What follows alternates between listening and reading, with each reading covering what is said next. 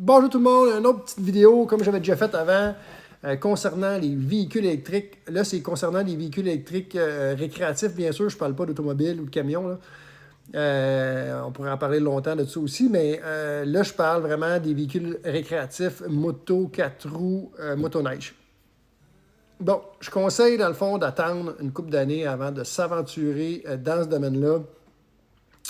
Pourquoi? Parce que je pense qu'il va y avoir beaucoup de produits qui vont être lancés, puis qui vont faire des flops dans le fond, là, que les produits vont être lancés par les compagnies, puis que les ventes ne seront pas là, puis ça va être des produits qui vont être très, très durs à revendre.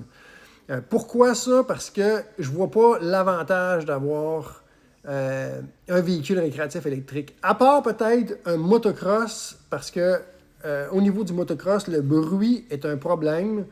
Autant que quand on est des fanatiques de moto, on aime le bruit, mais pour le reste du monde, c'est vraiment un problème. Le monde n'aime pas les bruits, puis c'est quand même bruyant. Fait que ça permet de faire pratiquer, dans le fond, le sport du motocross dans les milieux urbains.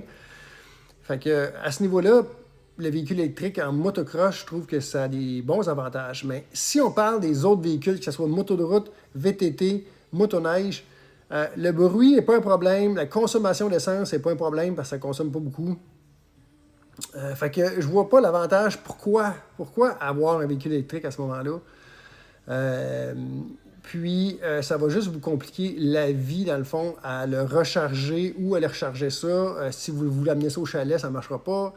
Fait que c'est plus compliqué.